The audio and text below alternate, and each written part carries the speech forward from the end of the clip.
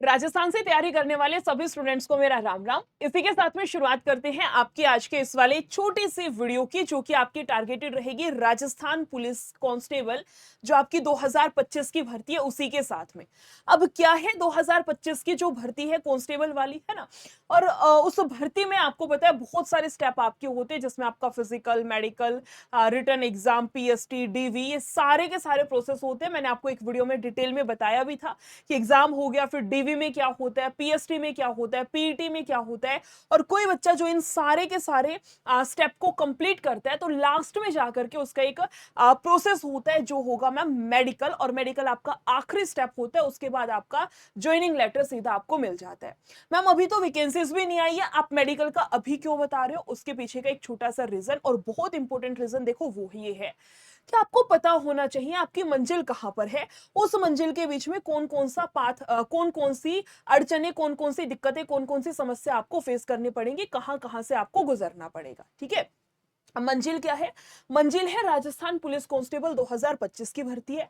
अब इसमें बीच बीच में क्या क्या आएगा? एग्जाम आएगा, डीवी आएगा, पीएसटी आएगा, पीईटी आएगा, मेडिकल आएगा, इसके बाद ज्वाइनिंग लेटर, ये 6-7 आपका प्रोसेस बीच बीच में आने वाला है। अब एक बात मुझे बताओ, मेडिकल आपके हाथ में नहीं होता है। जो है जैसे पेपर है, एग्जाम है, भैया आपके हाथ में है। नहीं निकाल सकते हो पेपर तो आप 4 दिन पढ़ लो, 5 दिन पढ़ लो, कुछ दिन एक्स्ट्रा पढ़ सकते हो, रात रात भर बैठ करके पढ़ सकते हो। एग्जाम के लिए आप मेहनत करोगे ना, तो वो चीज आपकी निकल जाएगी। सेम आपका फिजिकल होता है। मान लो आप 5 किलोमीटर की दौड़ पूरी नहीं कर पाते हो, कोई दिक्कत नहीं, आप 4 दिन, 5 दिन, 10 दिन, 15 दिन, 20 दिन कितनी मेहनत करोगे कि जाकर के आप उसको क्लियर कर सकते हो। मतलब वो आपके हाथ की चीजें होती है। लेकिन जहां पर बात आपके मेडिकल की आ जाती है ना, वहां पर समस्या ये बनती है कि मैम मेडिकल में कुछ चीजें ऐसी होती है जो आपके हाथ में नहीं है। फॉर एग्जाम्पल, किसी बच्चे को नाइट ब्लाइंडनेस है ना, या फिर किसी बच्चे को कलर की जो डेफिशिएंसी होती है कि आप कलर में डिफरेंशिएट नहीं कर पाते, वो वाली प्रॉब्लम है। तो अब उसके हाथ में है ही नहीं वो चीज। समझ रहे हो? तो मैं ये नहीं चाह रही कि आप पहले मैं इसका एग्जाम दो, फिर फिजिकल के लिए तैयारी करो, फिर आप डॉक्यूमेंट्स के लिए इधर उधर घूमो। इतना सब सफर करने के बाद लास्ट में जाकर के पता चले कि मैम इस पॉइंट की वजह से हम बाहर हो गए। इसलिए इस वाली वीडियो को अभी बनाने का मोटिव है कि अगर ऐसी कोई भी प्रॉब्लम आपको लगती है जो आपके हाथ में नहीं है, जो प्रॉब्लम है तो है, वो ठीक नहीं हो सकती आपके मेडिकल तक, तो आपके हाथ में रहेगा आपको किस दिशा में जाना है, किस दिशा में नहीं जाना है। इसलिए मैं आपको फटाफट से बता देती हूँ किस तरीके से आपका फिजिकल, इसमें मेडिकल में क्या कुछ रखा जाएगा। ठीक है। फिजिकल का मैं आपको बता चुकी हूं ऑलरेडी, एक बार फिर से रिपीट कर देती हूं। फिजिकल में आपका पीएसटी और पीईटी दो चीजें होती हैं।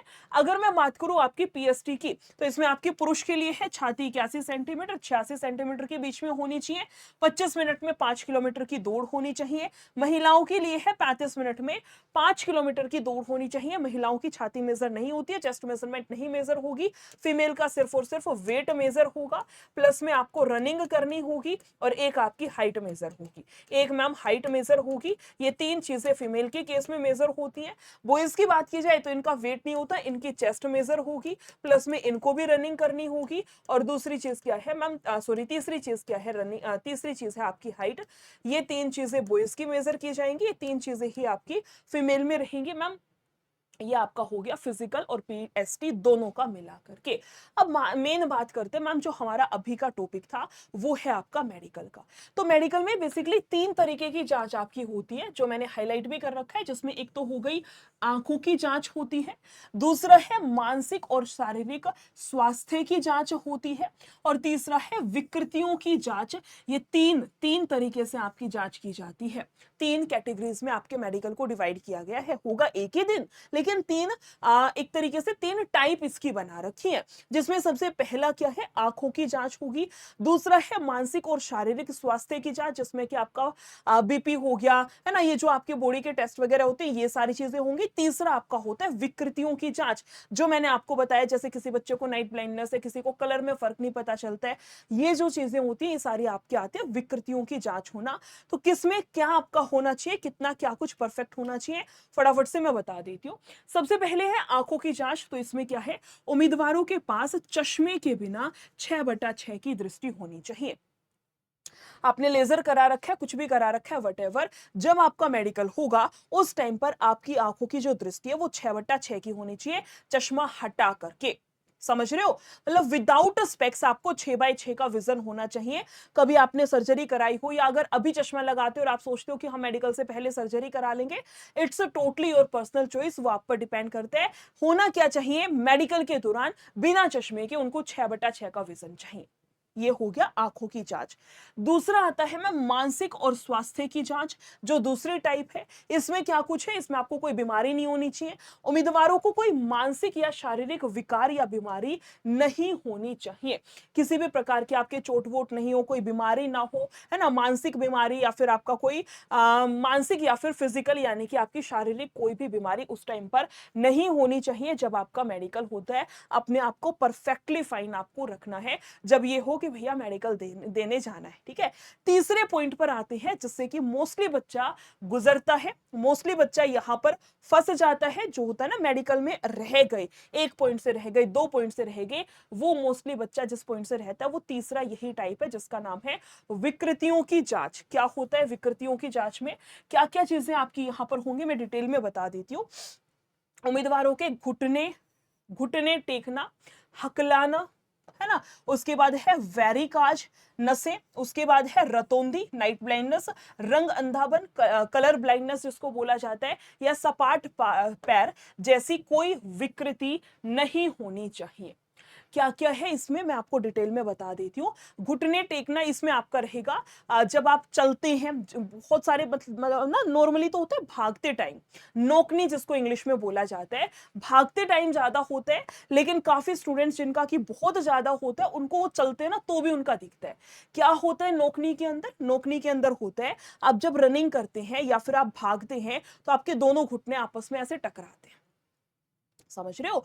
2 तरीके का नोकनी आपका होता है, एक वाइड बाहर वाला आउटर वाला, एक इनर वाला होता है। या तो नीज की जो शेप है आप ना ऐसे वी बनाना नीचे पैरों पे, है ना, दोनों एडी को ऐसे मेजर करके खड़े हो और आपके जो लेग हैं उनको देखो एक बारी, उनके बीच में बिल्कुल ऐसे ना जैसे स्केल वहां से पार कर जाए इतना सा तो गैप होना चाहिए, ठीक है।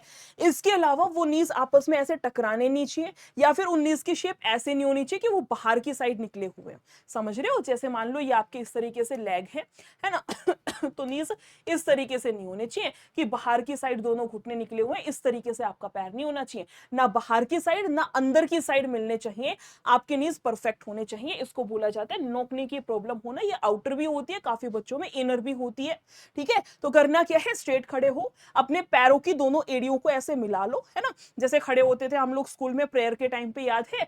और बीच में से क्या, आपके नीज के बीच में से थोड़ा सा गैप होना चाहिए, जैसे कोई स्केल पास हो जाए इतना गैप आपके नीज में होना चाहिए। बहुत बहुत वाइड है तो भी वो आपका आउटर नोकनी में काउंट होगा, एक बारी देख लीजिएगा, या किसी से आपको कंफर्म करना है तो वो भी कर लेना। दूसरा है हकलाना, ये सब आपको पता है, वेरिकाज नसें पता है। रतौंधी होता है नाइट ब्लाइंडनेस, ये भी आपने पढ़ा है मैम, विटामिन ए की कमी से होती है ना। फिर क्या है, रंग अंधापन, इसमें भी बहुत सारे बच्चे बाहर होते हैं। कभी आपने लाइसेंस बनवाया होगा ना तो देखा होगा, वहां भी ये कराया जाता है, मैंने बनवाया था तो मुझे याद है ना। उसमें क्या होता है, आपकी एक बुक होती है, छोटी सी डायरी टाइप से बुक होती है, उसमें ना अलग अलग मतलब डॉट डॉट डॉट डॉट करके ना नंबर उसमें कलर के अकॉर्डिंग उसको लिखा गया है। जैसे जैसे हरा है, हरा उन्होंने पेन ले लिया, हरे पेन से ऐसे ऐसे ऐसे ऐसे dot dot dot dot dot dot करके, और हरे पेन से उन्होंने ऐसे बना रखा है, और बाकी का जो पूरा है ना, बाकी का जो पूरा है उसको किसी और कलर से ऐसे dot dot dot dot dot dot करके और ऐसे उसको बना दिया जाता है। अब जिस बच्चे को कलर ब्लाइंडनेस नहीं है वो पकड़ लेगा, क्या पकड़ लेगा, उससे पूछा जाएगा कि ये बताओ क्या है, तो आप बताओगे मैडम ये ऐसे 6 बना रखा है। जिसको कलर ब्लाइंडनेस है वो नहीं पकड़ पाएगा, ठीक है। जिसको कलर ब्लाइंडनेस है वो पकड़ ही नहीं पाएगा कि इन डॉट से क्या शेप बन रही है, और जिसको नहीं है वो 1 मिनट में बता देगा कि इस भरी डॉट डॉट डॉट की ये जो भरी भीड़ है ना, इसमें आपका 6 बन रखा है, इस तरीके से। आया समझ में? इसको बोला जाता है कलर ब्लाइंडनेस होना, इस तरीके से आपका कलर ब्लाइंडनेस चेक किया जाता है। उसके बाद क्या है, स्पार्ट पैर, यहां पर भी बहुत सारे बच्चे बाहर होते हैं, इसको बोला जाता है फ्लैट फुट होना, flat foot I think English में बोलेंगे, स्पार्ट पैर होना। जिसमें क्या है, जिसमें ये है, आप खुद भी चेक कर सकते हैं, आपका जो पंजा है ना वो थोड़ा सा इस तरीके से होना चाहिए, इस तरीके से होना चाहिए। आप जब खड़े हो जैसे गिले पैर करके और किसी मैट के ऊपर या किसी ऐसे फर्श पे खड़े हो ना जहां पर पैर बना हुआ छापे, है ना, तो वहां पर थोड़ा सा आप, या फिर आप खुद भी देख सकते हो, आपका जो फुट होता है वो इस तरीके से ना हो, उसमें क्या हो, थोड़ा सा हल्का सा उसमें इस तरीके से कर्व होना चाहिए। अगर आपका पूरा पैर, मैंने बोला ना गिले पैर करके, और एक बार छपा के देखना किसी मैट के ऊपर या किसी चीज, डोर मैट जो होते हैं, अगर आप ऐसे छपाएंगे और वो पूरा छप गया एग्जैक्ट, तो आपके क्या है, आपकी ये प्रॉब्लम है सपाट पैर वाली। और आप ऐसे छपाओगे ना तो हल्का सा उभरा हुआ पोर्शन यहां से दिख जाएगा। जैसे आपने देखा होगा, हम जो गणेश लक्ष्मी के पैर नहीं छापते दिवाली के टाइम पर, आपने नोटिस किया होगा उसमें उंगली छपती है, पंजा छपता है ना, बीच का पोर्शन इतना नहीं आता, वो इस तरीके से छपाते हैं जो हम पैर बनाते हैं। मैम ये हो गया, इस तरीके से हम पैर बनाते हैं, यहाँ पर एडी बनती है और इस तरीके से ऐसे वो बनाया जाता है। उसमें मैम बीच में वो गैप को शो करता है। किसी भी इंसान के फ्लैट फुट नहीं होते हैं, मतलब हैं तो वो एक प्रॉब्लम है, ठीक है। फ्लैट फुट नहीं होते, वो हल्का सा इस तरीके से आपका पोर्शन रहेगा कि फिंगर है, पीछे मैम हमारी हील यानी कि आपका एडी वाला पोर्शन है, और बीच का वो थोड़ा सा उभरा हुआ पोर्शन होता है। कभी भी ऐसे पूरा पैर नहीं छपता है, कभी ना एक बार करके देखना, गीले पैर करके या तो फर्श पे या फिर डोरमैट पे किसी भी करके देख लेना, आपको आइडिया हो जाएगा। इसी के साथ में अगर देखो दो अब ऑप्शन है, अब मान लो कलर ब्लाइंडनेस है, तो भैया वो ऐसी प्रॉब्लम है जो ठीक हो ही नहीं सकती है ना, तो वो आपकी फिर पर्सनल चॉइस है कि आपको फिर भी फॉर्म फिल करना, एग्जाम देना है, कैसे क्या कुछ आपको प्रोसेस करना है, totally depends upon you.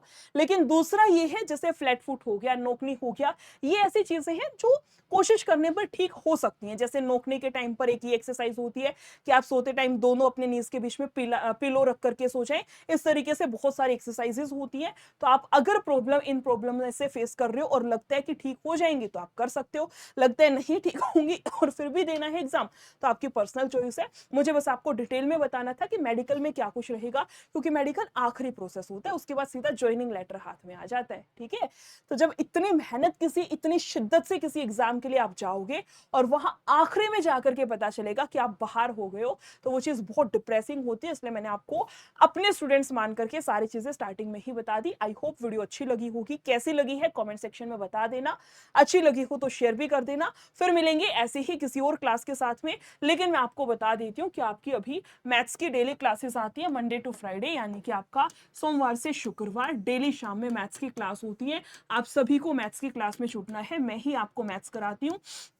Daily शाम में 6 बजे आधे पौने या 1 घंटे की क्लास होती है। जबरदस्त तरीके से कुछ क्वेश्चंस को टारगेट करते हैं। आप सभी को इस वाली क्लास में भी कनेक्ट होना है, ठीक है। आज के लिए इतना ही रखते हैं। Thank you so much, take care.